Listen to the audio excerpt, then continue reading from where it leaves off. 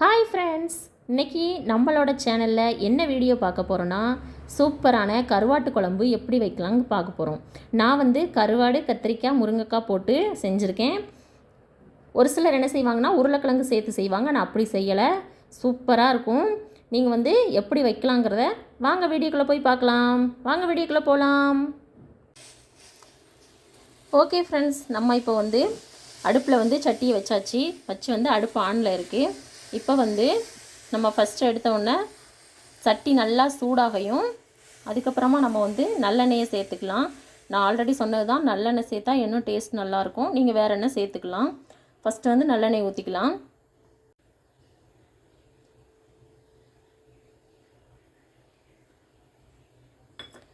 நல்லெண்ணெய் கொஞ்சம் தாராளமாகவே சேர்த்துக்கோங்க. அதுக்கப்புறமா நம்ம கடுகு போடணும். எண்ணெய் நல்லா சூடாகட்டும். அதுக்கப்புறம் நம்ம கடுகு சேர்த்துக்கலாம். இப்போ எண்ணெய் நல்லா சூடாகிடுச்சு. இப்போ கடுகு சேர்த்துக்கலாம். கடுகு இந்தளவுக்கு பொரிஞ்சு வர்ற நேரம் நம்ம அடுத்ததாக வெந்தயம் சேர்த்துக்கணும். வெந்தயம் சேர்த்தாச்சு ஃப்ரெண்ட்ஸ். இப்போ இது ரெண்டும் நல்லா பொரிஞ்சு வரட்டும். அதுக்கப்புறமா நம்ம ஓகே ஃப்ரெண்ட்ஸ், இப்போ கடுகும் வெந்தயமும் நல்லா பொரிஞ்சிட்டு இந்த ஸ்டேஜில் நம்ம சின்ன வெங்காயம் ஒரு 5-6 பல் உரித்து வச்சுருக்கேன். உரித்து கட் பண்ணி வச்சுருக்கேன். அப்புறம் 2 பச்சை மிளகாய் இதையும் இதில் சேர்த்துக்கலாம்.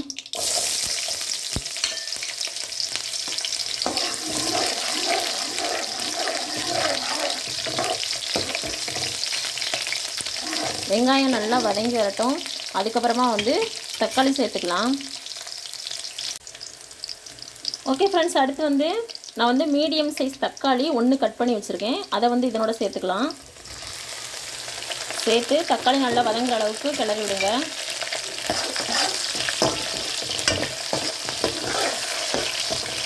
தக்காளி நல்லா வதங்கட்டும்.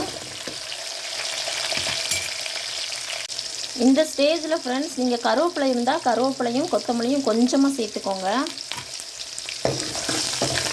சேர்த்து நல்லா வதக்கி விடுங்க. அதுக்கப்புறமா தக்காளி நல்லா வெந்ததுக்கப்புறமா இந்த ஸ்டேஜில் நம்ம ஃபஸ்ட்டு முருங்கைக்காய் சேர்த்துக்கலாம். நான் ஒரு முருங்கைக்காயை கட் பண்ணி வச்சுருக்கேன். அந்த முருங்கைக்காயை நம்ம இதில் சேர்த்துக்கலாம். சேர்த்து நல்லா கிளறி விடுங்க.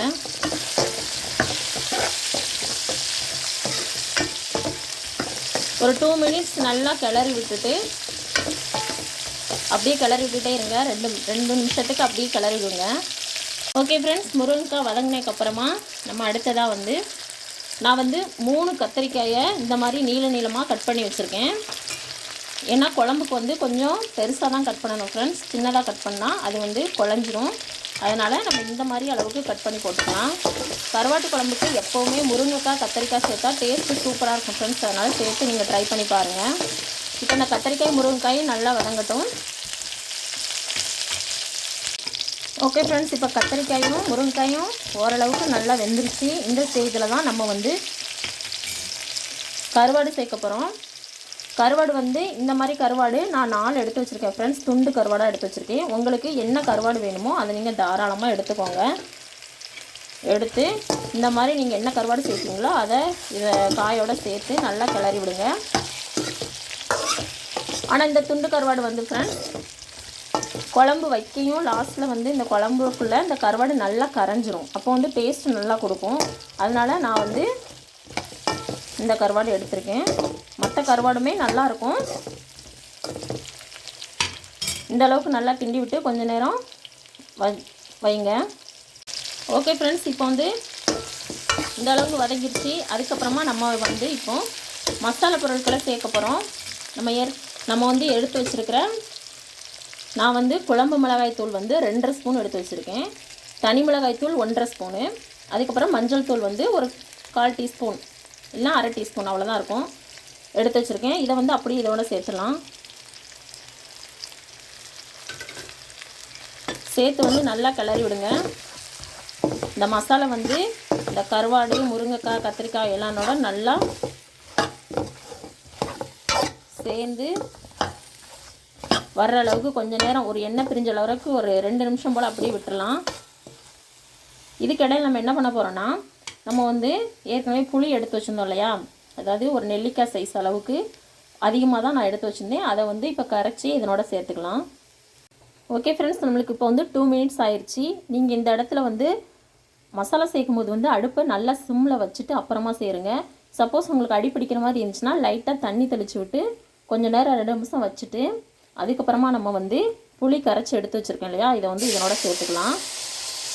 புளி கரைசலை இதனோட சேர்த்து நல்லா கிளறி விடுங்க. இந்த மசாலையும் புளி தண்ணியும் ஒன்றா சேர்ந்து நல்லா வரணும், சேர்ந்து கரையணும். இதோட நான் வந்து கருப்பு புளி தான் ஃப்ரெண்ட்ஸ் எனக்கு கிடச்சிச்சு, அதனால் கருப்பு கலர் எடுத்துருக்கேன். நீங்கள் எந்த புளினாலும் சேர்த்துக்கலாம், அதனால தான் இந்த கலரில் இருக்குது குழம்பு. இந்த ஸ்டேஜில் வந்து உப்பு, இப்போ வந்து அடுப்பை வந்து நல்லா ஹையில் வச்சுக்கோங்க. உப்பு காரம் எல்லாம் செக் பண்ணிக்கோங்க. புளிப்பு அதிகமாக இருந்தாலும் லைட்டாக தண்ணி ஊற்றிக்கோங்க, தண்ணி சேர்த்துக்கலாம். ஓகே ஃப்ரெண்ட்ஸ், நம்ம வந்து இப்போ வந்து கொஞ்சம் தண்ணி சேர்த்து, அவ்வளோதான் ஃப்ரெண்ட்ஸ், 1 டம்ளர் அளவுக்கு நான் தண்ணி சேர்த்து ஊற்றிருக்கேன். இப்போ இது வந்து நல்லா கொதிச்சு வரட்டும். அதுக்கு இடையில வந்து நம்ம வந்து தேங்காயும் சீரகமும் அரைச்சி எடுத்து வந்துக்கலாம். நான் வந்து 1 கீத்தளவுக்கு, 1 சில்லுன்னு சொல்லுவாங்கள்ல, அந்த அளவுக்கு தேங்காய் எடுத்து சீரகம் சேர்த்து 1 ஸ்பூன் சீரகம் சேர்த்து நான் வந்து இப்போ அரைச்சி எடுத்துகிட்டு வந்து போகிறேன். மிக்ஸி ஜாரில் சேர்த்துருக்கேன், வாங்க பார்ப்போம்.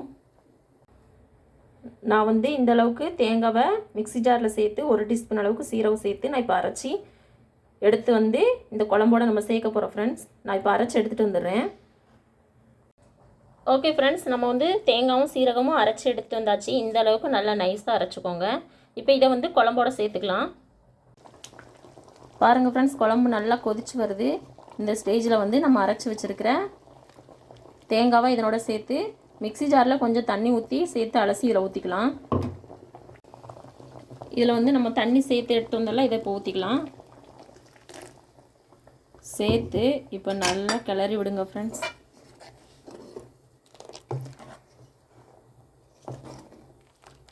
கருவாட்டு குழம்புக்கு வந்து எப்போவுமே வந்து புளிப்பு கொஞ்சம், ரொம்ப கிடையாது, கொஞ்சம் அதிகமாக இருந்தால் தான் டேஸ்ட் நல்லாயிருக்கும்.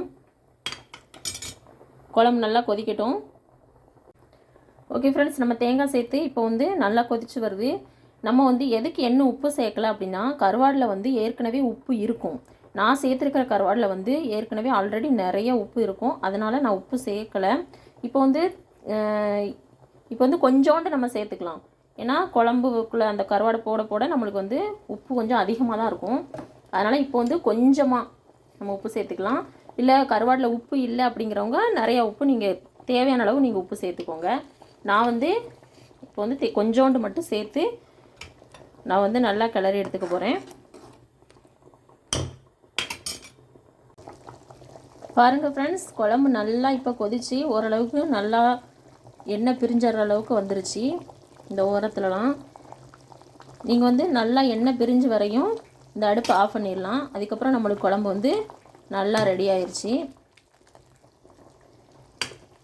பார்த்திங்களா, நம்மளுக்கு ஓரத்துலலாம் எண்ணெய் நல்லா பிரிஞ்சு வருது. நம்ம வந்து இந்த ஸ்டேஜில் வந்து நம்ம குழம்பு ஆஃப் பண்ணிக்கலாம். லாஸ்ட்டாக வந்து நம்ம இப்போ வந்து கொத்தமல்லி சேர்த்து இறக்கலாம். ஓகே ஃப்ரெண்ட்ஸ், இப்போ வந்து கொத்தமல்லி எடுத்து வச்சுருந்தோம்ல, அதை வந்து லாஸ்ட்டாக நம்ம போட்டு அடுப்பை ஆஃப் பண்ணி இறக்கி வச்சிடலாம். அங்கே பார்த்திங்களா, ஓரத்தில் நல்லா எண்ணெய் பிரிஞ்சு வந்துருச்சு. நம்ம அடுப்பை ஆஃப் பண்ணிவிட்டு இப்போ எடுத்துடலாம். ஓகே ஃப்ரெண்ட்ஸ், நம்மளுக்கு வந்து சூப்பரான கருவாட்டு குழம்பு ரெடி ஆயிடுச்சு. கருவாடு, கத்திரிக்காய், முருங்கைக்காய் போட்ட கருவாட்டு குழம்பு சூப்பராக இருக்கும் ஃப்ரெண்ட்ஸ். நீங்கள் வீட்டில் ட்ரை பண்ணி பாருங்கள் எப்படி இருக்குன்னு. மறக்காமல் நம்ம சேனலை சப்ஸ்கிரைப் பண்ணிக்கோங்க, பெல் ஐக்கானை கிளிக் பண்ணிக்கோங்க. எப்படி இருக்குன்னு வீட்டில் கண்டிப்பாக ட்ரை பண்ணி பார்த்துட்டு எனக்கு கமெண்ட்டில் சொல்லுங்கள். இன்னொரு நாள் இன்னொரு வீடியோவில் பார்க்கலாம். ஓகே ஃப்ரெண்ட்ஸ், பாய்.